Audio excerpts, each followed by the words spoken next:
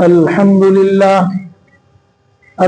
لله نحمده ونستعينه ونستغفره ونؤمن به ونتوكل عليه ونعوذ بالله من شرور أنفسنا ومن سيئات أعمالنا من يهده الله فلا مضل له ومن يضلله فلا هادي له ونشهد أن لا إله إلا الله وحده لا شريك له ونشهد أن سيدنا ومولانا محمدا عبده ورسوله صلى الله عليه وعلى آله وأصحابه وأتباعه أجمعين أما بعد فأعوذ بالله من الشيطان الرجيم بسم الله الرحمن الرحيم محمد رسول الله والذين معه أشداء على الكفار رحماء بينهم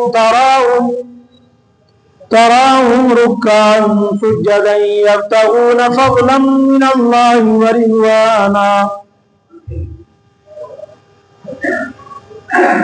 وقال النبي صلى الله عليه وسلم طوبى لعبد جعل الله مفتاحا للخير ومغلاقا للشر او كما قال النبي صلى الله عليه وسلم۔ محترم حاضرین جمعہ، بزرگوں، عزیز دوستوں، میں نے قرآن کریم کی ایک آیت کا ٹکڑا اور جناب محمد الرسول اللہ صلی اللہ علیہ وسلم کی ایک حدیث آپ کو سنائی۔ اللہ تعالی نے قرآن کریم کی اس آیت میں صحابہ کرام رضی اللہ عنہم اجمعین کی 4 صفات بیان فرمائی۔ صحابہ جو جناب محمد الرسول اللہ صلی اللہ علیہ وسلم پر اپنے دل و جان کو چھڑکتے تھے، تو صحابہ کی شان کیا تھی، کن صفات کے وہ مالک تھے، اس کو اللہ تعالیٰ نے قرآن کریم کی اس آیت میں ان کی 4 صفتیں بیان فرمائی۔ اور اللہ یہ چاہتے ہیں کہ یہ 4 صفتیں پیارے نبی سرکار دو جہاں جناب محمد الرسول اللہ صلی اللہ علیہ وسلم کی ہر امتی میں ہونا چاہیے۔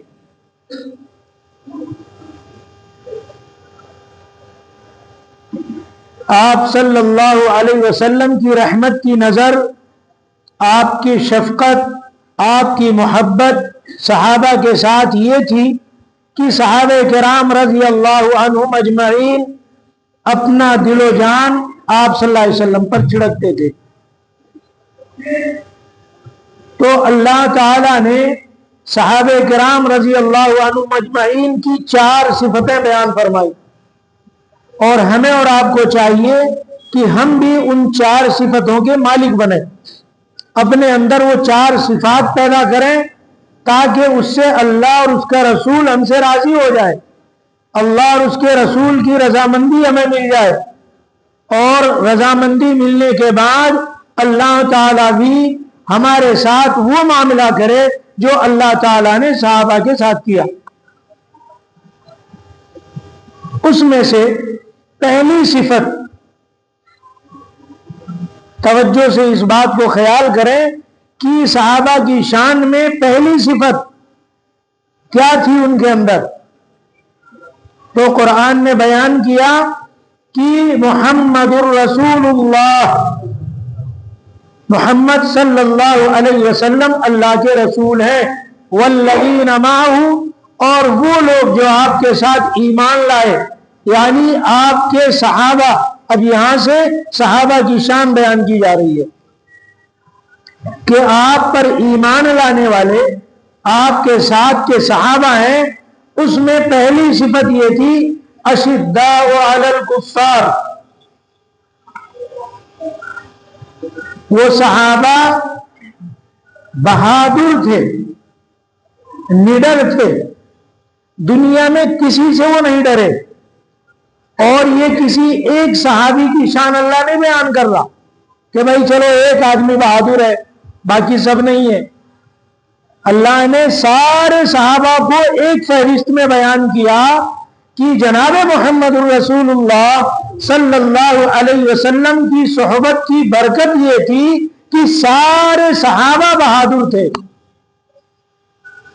بہادری ہر صحابی کے اندر تھی، اور یہ بہادری، یہ شان، یہ صفت اللہ یہ چاہتے ہیں ہر ایمان والے کے پاس ہو۔ اسی لیے اللہ کبھی یہ نہیں چاہتے کہ ایمان والا ہو اور بزدل ہو، ایمان والا ہو اور ڈرپوک ہو، ایمان والا ہو اور دنیا سے ڈرتا پھرے، نہیں چاہتے اللہ۔ اور پیارے آقا سرکار دو جہاں جناب محمد رسول اللہ صلی اللہ علیہ وسلم نے تو اپنی امت کو یہ بات بتلائی کہ ایمان اور بزدلی، ایمان اور بزدلی یہ دونوں ایک سینے میں جمع نہیں ہو سکتے۔ یعنی ایک انسان ایمان والا بھی ہو اور ڈرنے والا بھی ہو، ایسا کیسے ہو سکتا ہے؟ فرق سمجھیے آپ کہ کیا اللہ تعالی صحابہ کی شان بیان کر رہے ہیں، اور اللہ ایک ایمان والے سے مطالبہ کس بات کا کر رہے ہیں، اور اللہ یہ چاہتے ہیں کہ آپ نے جو کلمہ پڑھا ہے، آپ نے جو جناب محمد رسول اللہ صلی اللہ علیہ وسلم کی رسالت کا اقرار کیا ہے، آپ نے جو اللہ کے ایک ہونے کی گواہی دی ہے، آپ نے جو اللہ کو معبود بنایا ہے، تو ہر بنانے والے کی شان یہ ہونی چاہیے کہ وہ اللہ سے ڈرے، دنیا میں کسی اور سے نہ ڈرے، خوف اس کے دل میں کسی اور کا ہونے نہ پائے، وہ نڈر ہو، بے باک ہو، ڈرنے والا نہ ہو، یہ اللہ چاہتے ہیں۔ اسی لیے اللہ نے یہ صفت بیان فرمائی، اشداء علی الکفار، بہادر ہو، دشمن کے مقابلے میں بہادر ہو، دشمن سے لڑنے میں ڈرتا نہ ہو، اور فرمایا کہ نفس کے خلاف بہادر ہو، خواہشات کے خلاف بہادر ہو۔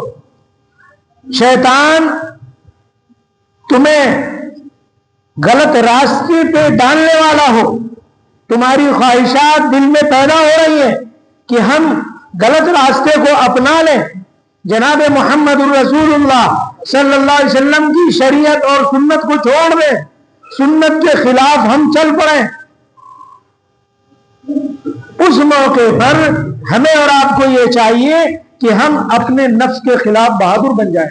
نہیں، نفس بہت چاہ رہا ہے غلط راستے پہ چلنے کا، خواہشات بہت پیچھے جنم لے رہی ہیں کہ چلو تھوڑی دیر یہ اپنی خواہش پوری کر لو، اپنی یہ ارمان کو پورا کر لو، اپنی یہ آرزوؤں کو پورا کر لو۔ شادی بیاہ کے موقع پر چلو تھوڑی دیر ناچ گانا گا لو، تھوڑی دیر میوزک بجا لو، تھوڑا سا ڈانس وینس کر لو، تھوڑا سا گھر میں اس طریقے کی خوشیوں کا ماحول کر لو۔ خواہشات جنم لے رہے، نفس بہت کہہ رہا ہے، لیکن اگر وہ بہادر ہوگا، اگر وہ ایمان والا ہوگا تو اپنے نفس کو روکے گا، اپنے خواہشات کو بے قابو کرے گا اور کہے گا نہیں، یہ چاہے تھوڑی دیر کی خوشی ہو لیکن یہ خوشی تو اللہ اور اس کے رسول کی مرضی کے خلاف ہے نا۔ یہ تھوڑی دیر کی خوشی ہے لیکن اس خوشی میں اللہ اس کا رسول تو ناراض ہوگا نا۔ یہ خواہشات تو میں پوری کر لوں گا لیکن اس خواہشات کے پیچھے اللہ اس کے رسول کی لعنت نہ برسے گی ہمارے اوپر۔ اس بنیاد پر تھوڑی خواہشات پوری کر لینے سے، تھوڑا سا اپنے من کو منا لینے سے اگر اللہ اور اس کا رسول ناراض ہے تو وہ ایمان والا ڈرپوک ہے، بہادر نہیں ہے۔ اور اللہ چاہتے ہیں ایمان والا بہادر ہو۔ جب بھی اس کے اندر خواہشات جنم لیں تو وہ نفس کے خلاف اپنے آپ کو روکے، خواہشات کے خلاف اپنے آپ کو روکے، اپنی غلط ناجائز آرزوؤں کو پورا کرنے سے اپنے آپ کو روکے کہ مجھے شریعت اجازت نہیں دے رہی اور میں امتی ہوں سرکار دو جہاں جناب محمد رسول اللہ صلی اللہ علیہ وسلم کا، میں انہیں ناراض نہیں کر سکتا۔ میں اپنی کسی عمل سے، میں اپنی کسی حرکت سے، چاہے وہ ہمارے شادی بیاہ کا ماحول ہو، کسی بھی گھر میں فنکشن ہو، کسی بھی قسم کی اپنے گھر میں خوشیوں کا ماحول بنا ہوا ہو، وہ کیسا بھی ہو، لیکن اس خوشی کے ماحول میں بھی میں ہرگز اپنے آقا جناب محمد رسول اللہ صلی اللہ علیہ وسلم کو ناراض نہیں کر سکتا۔ تو صحابہ کی شان یہ تھی۔ تو بہادر بننا ہے ہمیں، دشمن کے خلاف بھی بہادر بننا ہے۔ دشمن کون؟ جو اسلام کے آڑے آئے، دشمن کون؟ جو دین کے آڑے آئے، دشمن کون؟ جو ہمیں اسلام پہ چلنے سے روکے، دشمن کون؟ جو ہمیں دین پہ چلنے سے روکے۔ وہ دشمن کوئی بھی ہو۔ تو صحابہ کی شان کیا بتائی اللہ نے؟ کہ وہ ڈرتے نہیں تھے، نڈر تھے، بہادر تھے، بے خوف تھے۔ حضرت عمر فاروق رضی اللہ تعالیٰ عنہ صحابہ کرام سے کہنے لگے کہ بھائی ایک دشمن آ رہا ہے اور 60,000 ہیں، رائے دو کہ کتنے لوگ چل کے مقابلہ کیا جائے۔ یہ صحابہ کی بہادری کی بات بتا رہا ہوں آپ کو۔ اب وہ نہ جانے کہاں ایمان والوں سے غائب ہو گئی بہادری، کہ اگر بلی کودے تو بھی ایمان والے کو ڈر لگتا ہے۔ مجمع میں سے کھڑے ہوئے خالد بن ولید رضی اللہ تعالیٰ عنہ، اکیلے کھڑے ہوئے اور کہنے لگے امیر المومنین میں اکیلا تنہا کافی ہوں۔ ارے کیا بات کر رہے ہو، دشمن 60,000 ہے، اکیلے کیسے مقابلہ کرو گے؟ کہا امیر المومنین کیا فرمایا پیارے آقا جناب محمد رسول اللہ صلی اللہ علیہ وسلم نے؟ فرمایا جو کلمے والا ہے، جس کے دل نے کلمے کو قبول کیا وہ کلمے والا زندہ ہے، اور جس کے دل نے کلمے کو قبول نہیں کیا وہ مردہ ہے۔ مردہ قوموں سے زندہ اکیلا کافی ہے۔ کیا ایمان تھا صحابہ کا! بتاؤ 60,000 کے لشکر سے اکیلا مقابلہ کرنے کے لیے اپنے آپ کو تنہا پیش کرنا کہ میں اکیلا کافی، یہ صحابہ کی بہادری۔ آج مسلم قوم ڈرپوک قوم بن گئی ہے، ہر چیز سے ڈر رہی ہے۔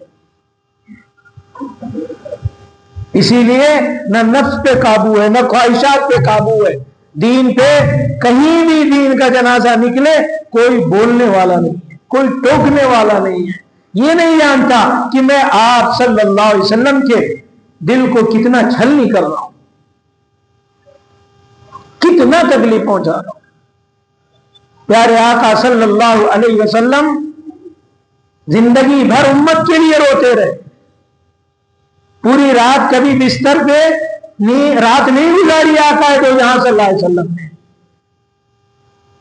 آنسوؤں سے زمین کو تر کر دیا اس امت کی خاطر روتے روتے۔ اور آج امت اس نبی کی باتوں پہ چلنے کو تیار نہیں ہے، اس دین کو اپنانے کو تیار نہیں ہے۔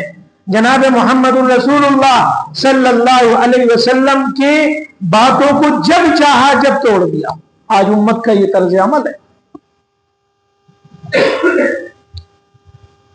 صحابہ کرام کی بہادری، کسرا کی اس زمانے میں پوری دنیا میں سے آدھی دنیا پر حکومت تھی، کسرا کا بادشاہ آدھی دنیا پہ حکومت کر رہا تھا۔ پیارے آقا جناب محمد رسول اللہ صلی اللہ علیہ وسلم نے ایک قاصد بھیجا اس بادشاہ کے پاس، سپر پاور طاقت، آدھی دنیا پر حکومت، ایسے بادشاہ کے پاس قاصد بھیجا پیارے آقا جناب محمد رسول اللہ صلی اللہ علیہ وسلم۔ اور صحابی بھی کیسے، نیچے ایک لنگی اوپر ایک کرتا اور ہاتھ میں ایک تلوار اور ایک کھچر سواری ہے، گھوڑا بھی نہیں ہے، کھچر ہے۔ کہا یہ خط لے آؤ بادشاہ کو پہنچاؤ، پیغام تھا پیارے آقا جناب محمد رسول اللہ صلی اللہ علیہ وسلم کا۔ صحابی چل پڑے، جب بادشاہ کو معلوم پڑا کہ کوئی قاصد آ رہا ہے جناب محمد رسول اللہ صلی اللہ علیہ وسلم کی جانب سے، تو اس بادشاہ نے دربار میں تیاری یہ کروائی کہ وہ آنے والا قاصد اس پہ روب پڑ جائے ہمارا کہ ہم بہت طاقتور ہیں. تو اپنا روب دکھانے کے لیے، اپنا تاثر پیش کرنے کے لیے اس نے دربار سے باہر تک قالین بچھا دیا اور اپنے فوجیوں کو، درباریوں کو حکم دیا کہ دونوں طرف فوجی کھڑے ہو جائیں اور تلواروں سے میان بنا لیں اور اس کے اندر سے اس قاصد کو گزار کر دربار میں میرے تخت تک لایا جائے تاکہ اس کے اوپر میرا روب پڑ جائے. لیکن صحابی تھے، اللہ شان بیان کر رہا ہے کہ یہ ڈرنے والے نہیں تھے. محمد الرسول اللہ والذین معه اشداء علی الکفار. صحابی پہنچ گئے، ربعی ابن عامر رضی اللہ تعالی، صحابی یہ رسول ہے. دیکھا رہے یہ کیا ماجرا ہے، قالین تو یہ باہر تک بچھی ہوئی ہے. آپ نے کچھ نہیں دیکھا، اس قالین پہ کھچر کو چڑھا دیا اور ان دونوں تلواروں سے جو بنی ہوئی میان تھی، دونوں طرف سے جو فوجی کھڑے ہوئے تھے، ان کا بالکل لحاظ و ملاحظہ نہیں کیا اور کہا کہ میں قاصد ہوں اور بھیجا گیا ہوں جناب محمد الرسول اللہ صلی اللہ علیہ وسلم کی جانب سے. اس قالین پر اپنے تلوار کی نوک رکھتے ہوئے اور خچر پر سوار تخت تک پہنچ گئے. اور لکھا ہے کتابوں میں کہ اسی تخت کے ایک پیر سے اپنے خچر کو باندھا اور اچھل کر تخت پر بیٹھ گئے. ایک فوجی آیا، اس نے کہا کہ یہ بادشاہ کا تخت ہے، آپ کی جگہ نیچے بنائی گئی ہے، آپ یہاں بیٹھ جائیں. کوئی بات نہیں کہنے لگے. اس صحابی نے اس تخت کے اوپر سے تلوار کی نوک سے ایک تکیہ اتارا اور اس پر بیٹھ گئے. میں کہنے لگے میرے لیے فرش عرش سب برابر ہے، اور اس پر بیٹھ گئے. بادشاہ آیا، کسرا کا بادشاہ، آدھی دنیا پر حکومت تھی وہ بادشاہ. وہ اپنا روب دکھانا چاہتا تھا. وہ یہ چاہتا تھا کہ میرا روب اس قاصد پہ پڑے گا تو یہ قاصد وہاں جا کر بیان کرے گا. کہا تم کون ہو، کیوں آئے ہو، کیا چاہتے ہو؟ تو فرمایا صحابی رسول رضی اللہ عنہ نے کہ نحن قوم، ہمیں قوم ہے. میں آیا تو ہوں یہاں اکیلا، لیکن میں اکیلا نہیں ہوں، ہماری پوری ایک جماعت ہے، ہم پوری ایک قوم ہیں. اور کیا ہے؟ اتصل اللہ، اللہ نے اس قوم کو برپا کیا ہے. ہم ایک جماعت ہے اور ایسی جماعت ہے، اس جماعت کو اللہ نے پیدا کیا ہے. اور یقیناً صحابہ کی جماعت اللہ تعالیٰ نے ایسی بنائی تھی. آدھی دنیا کا بادشاہ جب صحابی بولنے لگے تو وہ لرزنے لگا. وہ کہنے لگا یہ کیا شان ہے اس بندے کی. کہنے لگے نحن قوم اتصل اللہ، ہم ایک ایسی قوم ہے اللہ نے ہمیں برپا کیا ہے. کیا چاہتے ہو، کیوں آئے ہو؟ جب سوال کیا بادشاہ نے تو کہا کہ نخرج العباد من العباد الی اللہ، ہم اس لیے آئے ہیں تاکہ تمہیں غلاموں کی غلامی سے نکال کر اللہ کی غلامی میں شامل کریں. دعوت دین کی دے رہے، یہ دعوت ہو رہی ہے کہ ہم اس لیے آئے ہیں تاکہ تم نے جو یہ غلاموں کو، اپنا بندوں کو اللہ کے غلام بنا رکھا ہے، یہ غلامی کا سلسلہ ختم کریں اور اللہ کے بندوں کو لوگوں کی غلامی سے نکال کر اللہ کی بندگی میں شامل کریں. یہ صحابی کی شان تھی. کیوں آئے ہو؟ فرمایا کیا چاہتے ہو؟ ہم یہ چاہتے ہیں کہ تمہارے اوپر ہم دنیا کو وسیع کر دیں.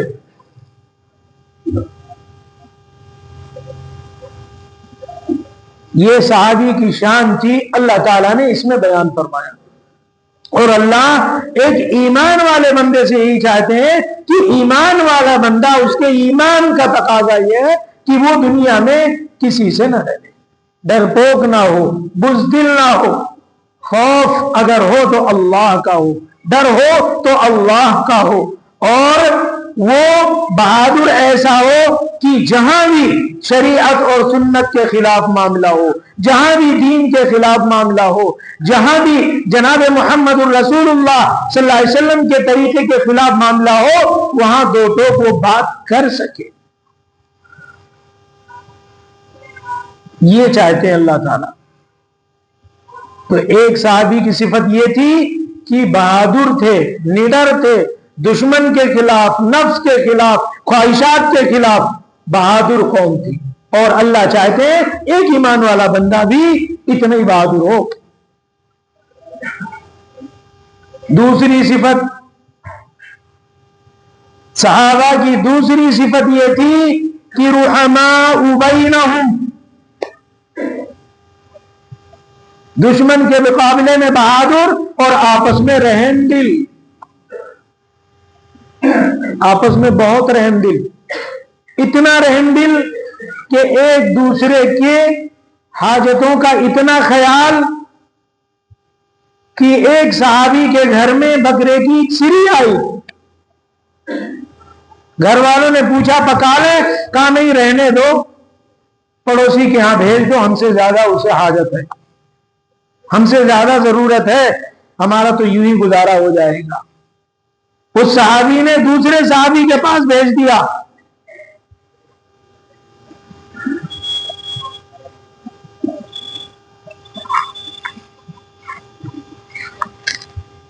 دوسرے نے تیسرے کے بعد بھیج دیا. عزیز دوستوں، بزرگوں کتابوں میں لکھا ہے کہ مدینے کے پورے محلے سے سری گھوم کر پھر اس صحابی کے گھر میں آ گئے. ہر صحابی اپنے سے زیادہ کہتا تھا کہ میرا پڑوسی ضرورت مند ہے، اس کے یہاں چلے جائے، اس کے یہاں پک جائے. یہ صفت ایمان والے کے اندر ہونا چاہیے. اللہ یہ چاہتے ہیں کہ تمہارے اندر رحم دلی اتنی ہو کہ اپنے سے زیادہ اپنے بازو والے کا خیال کیا جائے. یہ صفت ہمارے اندر ہونی چاہیے، اور یہ صفت صحابہ میں تھی. صحابہ نے دکھایا اور اللہ تعالیٰ نے شہادت دی اس کی. قرآن گواہی دے رہا ہے کہ ان کے اندر یہ صفت موجود تھی.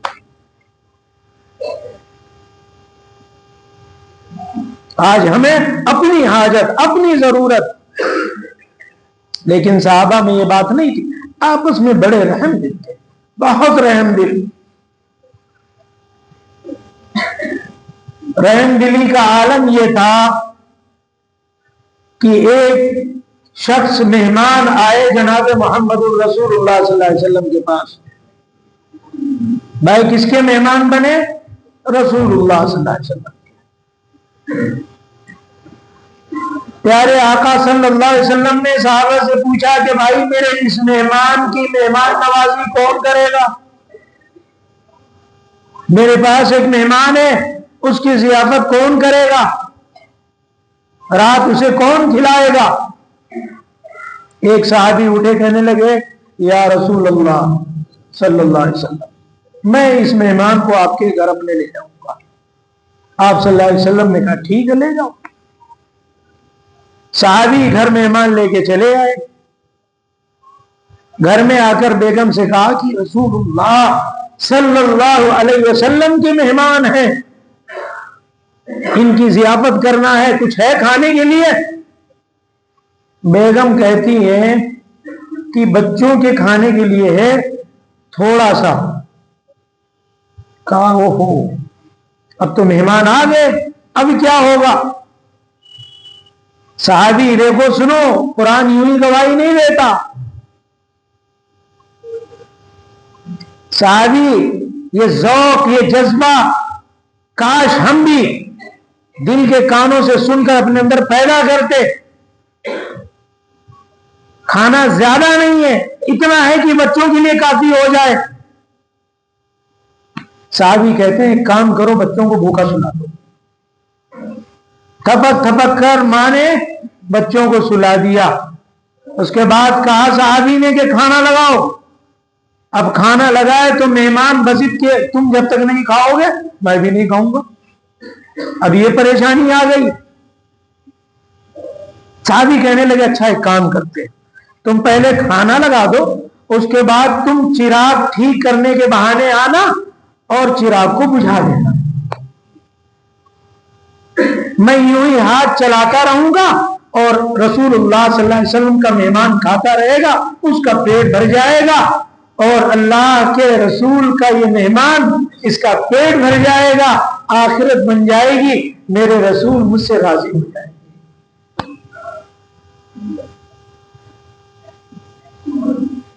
رات کا معاملہ ہو گیا, یہ سب اندھیرے میں چل رہا ہے, میزبان کو کچھ پتا نہیں, یا تو مہمان کو پتا ہے, میزبان کو پتا ہے, یا اللہ کو پتا ہے کہ کیا معاملہ ہو رہا ہے. آنے والے مہمان کو بھی کچھ معلوم نہیں. صبح اس مہمان کو لے کر یہ صحابی رسول جب مجلس میں شریک ہوئے اور جناب محمد الرسول اللہ صلی اللہ علیہ وسلم کے سامنے بیٹھے تو کہا او طلحہ کیا معاملہ ہوا رات کا, کیا معاملہ ہوا رات کا؟ ارے رات میں تیرے بارے میں قرآن نازل ہوا. قرآن کی آیت اتری, یوسرون علی انفسہم ولو کان بہم خصاصہ.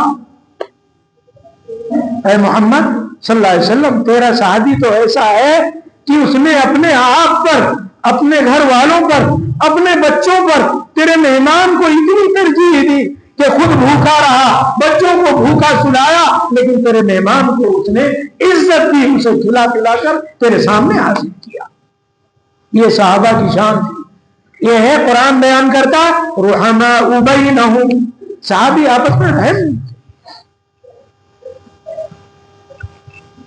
سیدنا حضرت حسین رضی اللہ تعالیٰ نواسے رسول, بڑی شان و شوکت کا زمانہ تھا, اللہ نے خوب مال عطا فرمایا. اس دور کی بات ہے, روزانہ سیدنا امام حسین رضی اللہ عنہ ایک جوڑا بدلا کرتے تھے, اللہ نے خوب دولت دے دی. آخر میں سردیوں کی رات تھی, خادمہ گرم پانی لے کر آئی اور اس کے ہاتھ سے وہ گرم پانی چھوٹ گیا, حسین رضی اللہ تعالیٰ عنہ کے بدن پر گر گیا, آپ جل گئے. آپ غصے میں اسے دیکھنے لگے. وہ خادمہ فوراً پیچھے ہٹی اور قرآن کی ایک آیت پڑھتی ہے, وَالْكَاظِمِينَ الْغَيْظَ وَالْعَافِينَ عَنِ النَّاسِ. بس یہ ایک آیت کا جملہ پڑھتی ہے کہ امام حسین رضی اللہ عنہ نگاہ نیچی کر لیتے. اس آیت میں ہے, اللہ نے فرمایا وہ لوگ جو اللہ اور اس کے رسول سے محبت کرتے ہیں وہ غصے کو پی جاتے, غصہ کیا نہیں کرتے. جن کو اللہ اور اس کے رسول سے محبت ہوتی ہے وہ غصہ کیا نہیں کرتے. اس آیت کا مطلب تھا, اس بانی نے جیسی آیت پڑھی امام حسین سر گردن جھکا لیتے. اور اگلی آیت پڑھتی ہے وَالْعَافِينَ عَنِ النَّاسِ. اللہ اس کے رسول سے جو محبت کرتے ہیں وہ لوگوں کو معاف کر دیا کرتے ہیں, درگزر کر دیا کرتے ہیں. کاش یہ چیز آج امت سیکھ لے, معاف کرنا سیکھ لے, درگزر کرنا سیکھ لے. آج دیکھو عدالتوں میں, کورٹ کچہریوں میں کتنے مقدمات اپنے حق کے لیے پڑے ہوئے ہیں. کاش یہ بات سمجھ میں آ جاتی, پیارے آقا جناب محمد رسول اللہ صلی اللہ علیہ وسلم کی یہ بات سمجھ میں آ جاتی اس امت کو کہ بھائی اپنے حق سے درگزر کر دو, دوسروں کا حق دے دو اور اپنے حق سے درگزر کر دو. اس باندی نے یہ دو جملے تو سنائے اور تیسری بھی بات آگے جو اللہ نے کہی اس کو بھی کہہ دیا, واللہ یحب المحسنین. اللہ اور اس کے رسول سے جو محبت کرتے ہیں وہ غصے کو پی جاتے ہیں, لوگوں کو معاف کر دیتے ہیں اور مزید احسان بھی کر دیتے ہیں. امام حسین رضی اللہ تعالیٰ عنہ نے کہا جا اے باندی میں نے تجھے آزاد کر دیا. آپ اندازہ لگا سکتے ہیں یہ تھی صحابہ کی شان کہ رحماء بینہم، آپس میں رحم دل، ایک دوسرے سے محبت، ایک دوسرے سے غمخواری، ایثار۔ کیا بات تھی جب صحابہ رضی اللہ عنہم اجمعین ہجرت کر کے مدینہ گئے تو مدینہ کے انصار صحابہ نے کہا کہ او صحابیوں آ جاؤ، ہمارے 2 مکان ہیں، ایک مکان تم لے لو، ہمارے پاس کھیتی ہے، آدھی کھیتی تم لے لو۔ یہاں تک کی بات صحابہ نے کہا ہمارے پاس 2 بیویاں ہیں، ایک بیوی کو ہم چھوڑ دیتے، اس ایک بیوی سے تم اپنا رشتہ بنا لو۔ یہ تمام باتیں انہوں نے کی انصار مدینہ نے ہجرت کرنے والے صحابہ کے ساتھ میں۔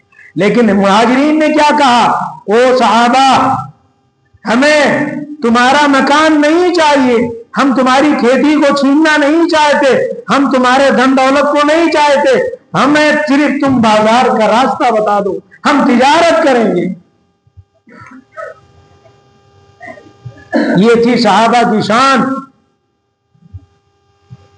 تو 2 صفتیں ہو گئی، یاد رکھنا بھولنا نہیں، یہ صفتیں اندر پیدا کرنا ہے۔ کیا کیا صفت تھی؟ یہ کہ صحابہ بہادر تھے، دشمن سے کبھی خوف نہیں کھایا۔ تو ایمان والا بھی بہادر ہونا چاہیے، بزدلی نہیں ہونا چاہیے، دنیا کا ڈر اس کے پاس نہیں سمانا چاہیے۔ اور دوسری صفت فرمائی کہ رحماء بینہم، رحم دل تھے، آپس میں ایک دوسرے پہ مہربان تھے۔ یہ صحابہ کی شان تھی۔ تیسری صفت فرمائی تراہم رکعا سجدا، اللہ کا حکم جیسے ہی آ گیا، جیسے ہی کوئی شریعت کی بات آ گئی تو فوراً اپنے آپ کو جھکا لیتے تھے کہ نہیں، اس حکم کو ماننا ہے، اس پر چلنا ہے، اس پر عمل کرنا ہے۔ یہ تیسری صفت بیان فرمائی۔ اور یہ جب تیسری صفت پیدا ہو جاتی ہے کہ بھائی اللہ کے آگے اب جھک جانا ہے، اب شریعت کے آگے ہمیں کوئی قدم نہیں بڑھانا ہے، شریعت کی بات آ گئی، دین کی بات آ گئی، اب اس کو عمل کرنا ہے۔ تو فرمایا کہ چوتھی صفت یہ کہ یبتغون فضلا من اللہ ورضوانا، اب تمہیں اللہ کی روزی کو اللہ کو راضی کرتے ہوئے تلاش کرنا ہے، روزی تلاش کرنا ہے، لیکن اللہ کو ناراض کر کے نہیں۔ روزی تلاش کرنا ہے لیکن حلال طریقے سے تلاش کرنا ہے، حلال طریقے سے روزی کو تلاش کرنا ہے، حلال کھانا ہے، حلال کھلانا ہے، حلال کمانا ہے۔ یہ صحابہ کی شان تھی۔ یبتغون فضلا من اللہ، اللہ کو راضی کرتے ہوئے تمہارے روزی ایسی ہونی چاہیے کہ اس روزی سے اللہ راضی ہو، غلط ناجائز اور حرام طریقے کی روزی نہ ہو، غلط ناجائز طریقے سے پیسہ نہ آیا ہو۔ یہ اللہ چاہتے ہیں اور یہی ہر بندے سے چاہتے ہیں اللہ تعالیٰ۔ یہ صحابہ کی شان تھی، لیکن اللہ چاہتے ہیں ایمان والے بندے کے پاس بھی یہ صفات ہوں۔ اور جب یہ چاروں صفتیں پیدا ہو جاتی ہیں تو عزیز دوستو، اللہ نے کہا سیماہم فی وجوہہم من اثر السجود، ان چاروں صفتوں کی وجہ سے یہ نشانیاں ان کی پیشانیوں سے چھلکتی ہیں، پھر وہ اللہ کا ایسا قریبی بندہ بن جاتا ہے کہ اسے دیکھ کر اللہ یاد آتا ہے، اور اللہ یہی چاہتے ہیں۔ تو میرے عزیز دوستو، بزرگوں، آج دنیا خواہشات کے پیچھے چڑھی ہے۔ آج دنیا میں شیطان نے ایسے جال پھیلا دیے ہیں کہ اس جال میں نہیں تو اس جال میں پھنسو گے، اس سے بچ گئے تو اگلے جال میں پھنسو گے، اور اس طریقے سے جال ہی جال ہے دنیا میں۔ اب اس دنیا سے وہی بندہ بچ پائے گا جو اللہ اور اس کے رسول کے طریقے پر چلے گا، جو جناب محمد الرسول اللہ صلی اللہ علیہ وسلم کی لائی ہوئی شریعت پہ چلے گا، جو آپ کے لائے ہوئے طریقے کو اختیار کرے گا۔ جہاں جس نے شریعت کو توڑا، شریعت کی بندھن کو توڑا، غلط راستوں پہ چل پڑا، تو وہ ضلالت اور گمراہی کے راستے پہ چلے گا۔ اگر اس نے نفس کو توڑا تو وہ شیطان کے جال چڑھ جائے گا، اگر اس نے خواہشات سے اپنا منہ نہیں موڑا، خواہشات کے پیچھے چل پڑا، تو وہ اللہ سے بہت دور چلا جائے گا، جناب محمد الرسول اللہ صلی اللہ علیہ وسلم کی شریعت اور سنت سے بہت دور چلا جائے گا، اور اتنا دور جائے گا کہ وہ پلٹ کر لوٹ کر نہیں آئے گا، توبہ کی توفیق بھی اس سے چھین لی جائے گی۔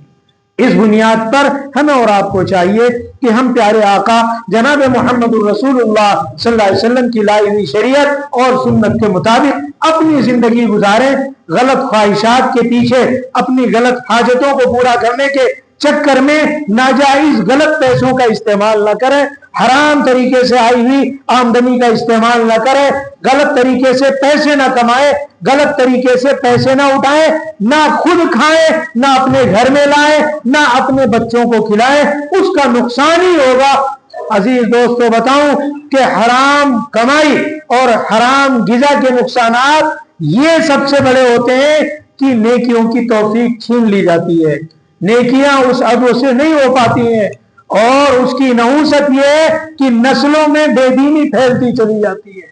اس بنیاد پر سب سے زیادہ ضرورت ہے اپنی غذا پر دھیان دیں، حلال غذا کھائیں، حلال کمائیں، حلال اپنے بچوں کو کھلائیں۔